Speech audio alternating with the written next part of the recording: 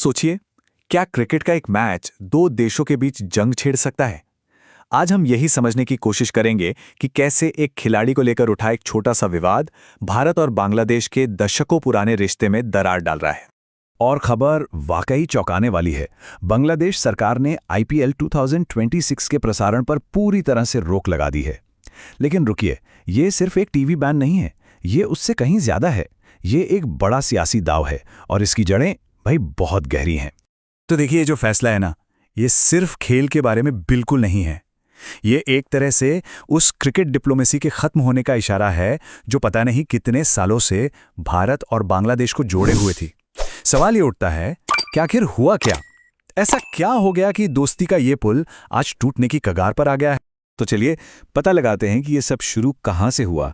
और ये सारी कहानी शुरू होती है एक अकेले जाने माने खिलाड़ी को लेकर हुए एक विवाद से।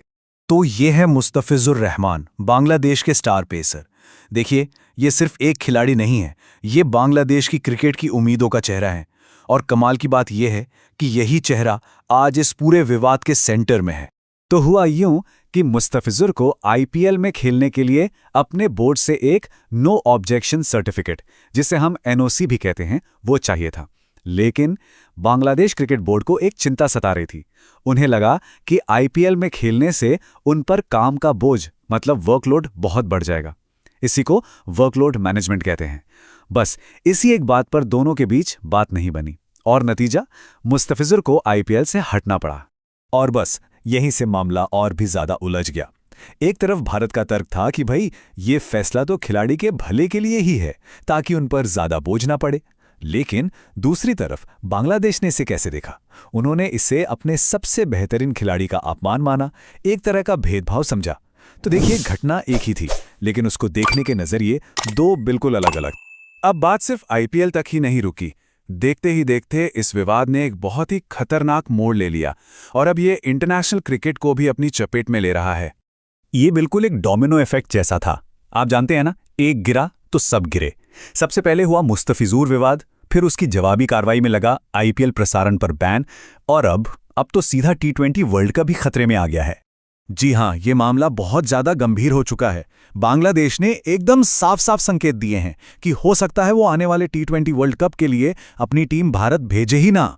और सोचिए, अगर ऐसा सच में हो गया तो ये इंटरनेशनल क्रिकेट के इतिहास में एक बहुत बहुत बड़ा उलटफेर होगा। तो चलिए अब जरा क्रिकेट के मैदान से बाहर निकलते हैं और ये समझने की कोशिश करते हैं कि इस टकराव की कीमत कितनी बड़ी है और इसका असर कहां कहां पड़ रहा है। और देखिए, इस लड़ाई की कीमत वाकई बहुत भारी है। एक तरफ करोड़ों के ब्रॉडकास्टिंग राइट्स दांव पर लगे हैं, दूसरी तरफ शाकिब अल हसन और लिटन दास जैसे बड़े बड़े खिलाड़ियों का करियर अधर में लटक गया है।